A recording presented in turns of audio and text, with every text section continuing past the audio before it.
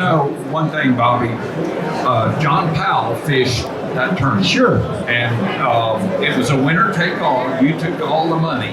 But John told me when Ray Scott handed you that check for $10,000, that a light bulb went on in everybody's head that all of a sudden it was possible to actually make some money in this sport. And it was the first time truly that everybody realized. Well, absolutely. Hey, the first BASS tournament I ever won, I won $500. And I was so proud of that, and I took it home to my wife, and I laid out and said, look what I did here. So, yes, we've seen it come along. You know, the first classic was $10,000, winner take all. Second place was last place. That's right, and nobody remembers who was behind you in second. That's right, yeah. And it was Tom Mann, no doubt about it. But after that, the money started coming, you know, and people like Rebel and Miller Beer sponsored the first Bassmasters Classic. Most people don't realize what a deal that Miller had in this thing. And by George, we make a little money at this now because everybody had a job. You know, I worked for Cotton Cordell and Bagley Bait Company. I was working for Bagley when I won the first one, and was vice president of Hodgeport when I won my second classic. But as it's transpired, not only can we make a living, we can make an impact on a lot of people's lives that love the same sport that we love. Well, look at this man right here. You impacted him. Oh, tons. And you were working. If you think about it, we're talking about the victory in 1971. I fished my first BASS tournament in 1979. So, you know, there was a few years in there, and it wasn't the fact that I couldn't fish, it was the fact I was too young. And you know, when you're that young and living in California where I can remember Gary's mother bringing him to tournament. That's correct. Yeah, his mother would bring him to the tournament. To the very first Bassmasters Classic. I remember as well. That was so it just shows that, you know, your family and your passions are the two things that stay with you all your life. And we've been fortunate to be involved in something that's a good, healthy American sport that, like I said, if you've got a dream, you can make it happen. Now, you won again in 78. Yes. That 7-year span between first and second classics, talk a little bit to the audience about how the sport had changed in just that short period of time, because it had. Yes, it had. Well, the first classic, the weigh-in, are y'all going to the weigh-in today? Anybody going to the weigh-in? All right. The first classic, the weigh-in was held on the roof of a floating boat dock. We could not fit on it, what we've got standing right here. So you can, and by 78, we had moved to a drive-through weigh-in. They had big bleachers down at Ross Barnett, and we could tell that it had become a spectator sport. BASS, Bob Talk, Bassmaster Magazine, made all this happen. Now it's turned into a spectator sport as much as a sport that we can all enjoy. And from there, fishing has just exploded and gone crazy. Well, you have certainly seen the changes as well, my friend. Well, I'm still living those changes, you know. It's really fun for me to listen to Robbie talk about the money that he won for the first event. My first BASS victory was in 1979 on Lake Powell in March, and I won a check for $5,000 in a boat with no engine on it. And they valued it at $5,000. But then in 1989, when I won Angler of the Year my first time, I got a check for $1,500. So there's still a pretty big spread in there. And in 93, when I won Angler of the Year the second time, I got a check for $2,500. So, you know, it has come a long ways, but especially in the last 10, 12 years or so, the money's really jumped up. Take a look at the winner of this classic tomorrow. He won $300,000, which is quite a bit difference from what we used to win. There's no doubt about it. But you know, and everybody, the adults here will understand this, the children probably won't. in life, there's going to be one thing that a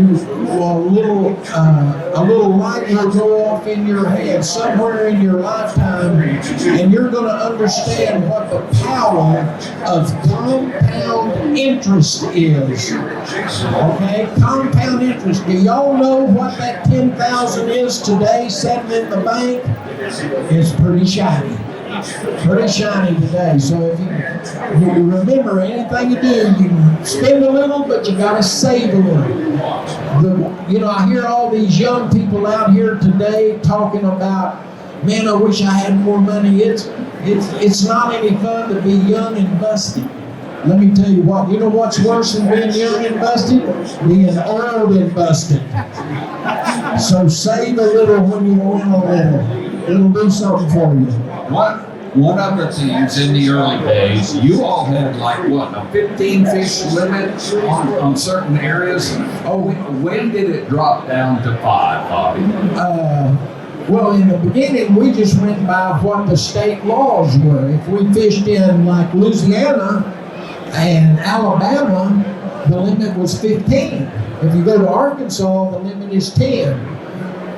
But when depth finders came out and the anglers got better and were able to read their equipment, we finally figured out that we can affect a lake now by fishing. Before the depth finder came out, you couldn't affect the fish population. But when that came out and all these 60-pound, 80-pound, 100-pound strings of fish came in, we knew that we had to do something, and it was the anglers themselves that started catching release. We knew we had to do something, and probably about when I started fishing in '79, it was a 7 fish limit. 7 back then, and a 12-inch, 12-inch. That's correct. Then it went to 14-inch. I remember Billy Westmoreland said, hey, he quit fishing. He said, I can't catch them great big fish. I'm so used to catching little ones all the time. But you just condition yourself, change your techniques in your presentations, and you can fall in there. There wasn't many anglers in this country any better than Billy Westmoreland. He was pretty shiny. Gary, as your career continued and the competition became more difficult, if you will, or harder, how did that change your approach to fishing? Well, that's one thing that I really like about my profession, is it's always changed. And back in the early years, as Bobby was mentioning, everybody was learning. I was learning. But there was no Bassmaster TV show. There was nothing to really learn from. So a lot of what we did was trial and error. You read something or somebody gave you a little bit of a tip, and you went out and you spent a lot of time doing it. I was raised with a flasher unit. I still love to fish flashers because they're pretty awesome. But everything started to evolve. And of course, the industry has to grow. So the industry's gotten better at producing better products for the anglers. And along with that, I think probably one of the things that I've really experienced is the information. The outdoor writers have really gotten better about their articles. They've gotten better now with the social media. So you guys get from us what we do, and you're really good at putting it out there now so that the average angler or a local angler is tenfold educated today than he was a few years ago. So the information, of course, it's a good thing, but it's a bad thing, and I knew it was going to affect fishing the way it did, and that was the GPS on electronics. Because a lot of information or a lot of places can be given up over a phone call.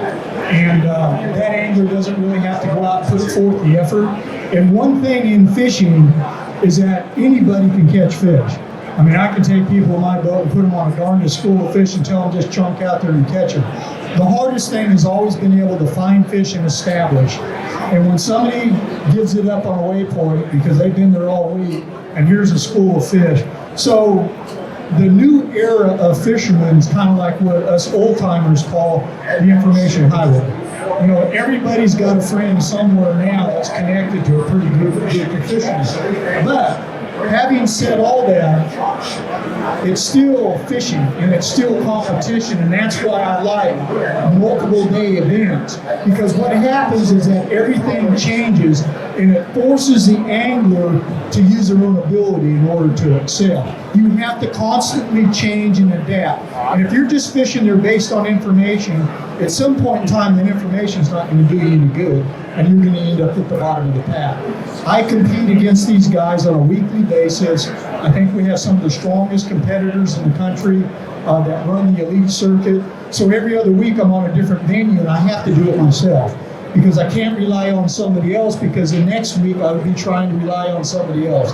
And that right there is not the way I built my career. I love bass fishing, but I also know that in my career, the greatest battles I've ever had have came from within. You know, I had to build confidence in myself, knowing that I can compete, knowing that I can catch fish. And along with success comes responsibility. And for the young guys in the crowd listening, I mean, it's just like Bobby said earlier, I've always learned to live below my means. I've won a lot over the years, and I've saved a lot over the years. And, you know, I can honestly say that I'll be able to fish the rest of my life on my own if I have to. But it's personal responsibility, success, and of course with family obligations and everything, but I cannot fathom doing anything else. I love fishing. It's given me the opportunity to travel the world, hang out with the finest people in the world, and be involved in something that is truly different every day. It's always a challenge. A lot of people were asking, well, you think they're going to cancel the Classic because it's too cold? Hey, dude, this is nothing. These guys know we're going to fish. Oh yeah, well, it's it's something special, you know, when you go through your career and you look back and you do little things that you can pass on to the group that's coming behind you, and all the youngsters and people that are just now getting into fishing today, they have a unique opportunity, because our water we're not getting any more water across the country. You got to get better if you're going to catch a lot of fish as we go forward. But the information highway that's out there, you can actually, I mean, how many years did it take us to figure everything out? 5, 6, 7, 8 years. Now you can do that in 6, 8 weeks if you want to. Yeah, and I've been responsible for it, because I'm the guy that tells everybody else. The minute you come out with a spoon with a spinner on it, or you come out with a new jig, I want to write about it. I tell the whole world what your secret is. That's right, but the public doesn't realize how important the outdoor press has been. I mean, they're the ones that made this happen, because y'all created the heroes. I mean, you know, we went back. That was the easy part. You guys did the work. All we did. Yeah, but it's been a pretty good partnership between the press and the anglers over a number of years. And when Bob Cobb came to BASS and started editing Bassmaster magazine, that was when we took a quantum leap forward. And the first Classic, where I won it out of this boat, we had 24 press anglers there from all over the country. I fished with Charles Salter from Atlanta and Bob Thompson from out there in Fort Worth. And 10 days after the tournament was over, Buddy Fishing was everywhere on the front of the sport page and everything, and fishing just absolutely took off. And it's still growing today. There's no doubt about it. Well, that's absolutely true. We just deliver the message in a different format, you know, either on the internet or social media. Sure. And everything. But look at this crowd here. I'm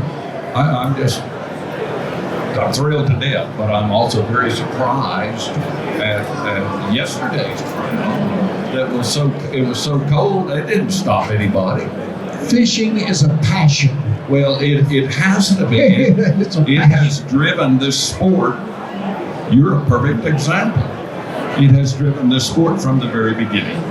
That's the kind of business we're in. Well, if you take a look at it, I got a couple of things I want to say real quick. But first of all, one individual that's missing from this group is Ray Scott. And Ray Scott, I owe a lot to, because he did exactly what Bobby said, is that he followed a dream. And of course, he was, if anybody knows Ray, he's always a thinker, he's a promoter, and he's always trying a different gig. But when he figured out something about bass fishing, the first thing he figured out is that anglers across the country have a passion for fishing. And Ray was able to take and create Bass Angler Sportsmanship Society, got a young kid like me at 15 years old to sign up as a life member. But it was because the path that he paved that gave me the opportunity to come in and take my career. Folks, I've never had another occupation but competitive angling. I started when I was 15 years old. I'm now 57 years old. I don't plan on looking back. I love doing what I'm doing. I'm highly competitive. I'm looking forward to the season to start. Qualified for 30 classics and angler deer and stuff. So saying earlier is true. And I was told by a friend of mine at a very young age, and this is what made me make the decision to leave California. I was 15, well, when I was getting ready to leave, I was 19, but I was still living with my parents. I owned a truck and a boat, and a car and a boat, and I was broke. I was working at Bidwell Canyon Marina, making $1.65 an hour. I owed more monthly payments than I made that I got. My friend sat me down at his breakfast at his kitchen table one morning. I'll never forget it. And he said, look, he said, you need to be back there on the BASS circuit. He said, you can flip better than Davey. You can flip better than anybody. And he said, you're broke. And he said, the worst thing that could happen to you is you're going to go out there and fish for a couple months and you're going to go broke. And he said, you're already broke, so why don't you go out there and try it? It's better to have tried to live your dream knowing that you tried. So my mother co-signed a personal loan at Bank of America for $1,000. That's what I left California with. No credit cards and $1,000 in my pocket, and that's how I survived. It's a powerful thing when the guy's got that fire in his belly and a desire to learn and do better. And Gary, your story is no different than probably 8 or 10, 12, 15 guys that are out there. It's something when that fire gets a hold of you and you want to do better. I can remember the first tournament I ever went to, I saw these guys pulling in these strings of bass and everything. I said, I want to be just like them. I want to do that. It's got to be an awesome feeling to be able to go out there and catch those fish. And you just got to dedicate yourself and persevere, and it'll happen if you got the dream. Absolutely. Well, fellas, what a pleasure it's been for me. Bobby, always a pleasure. Hey, buddy, wonderful seeing you again. Thank you so much, Gary. Steve, I want to say thanks. A lot of people don't know this, but Steve and I go way back. We're close friends, but I remember in 1979, my first year on the circuit, this man right here was, you know, you have to develop a relationship with outdoor riders so that they write about you, so that they get you published, so that you can in turn go and ask for a couple dollars for a sponsor. And I really appreciate all the help that Steve gave me, and truly professional and a real close friend, but I'm really thankful for everything you've done for the sport.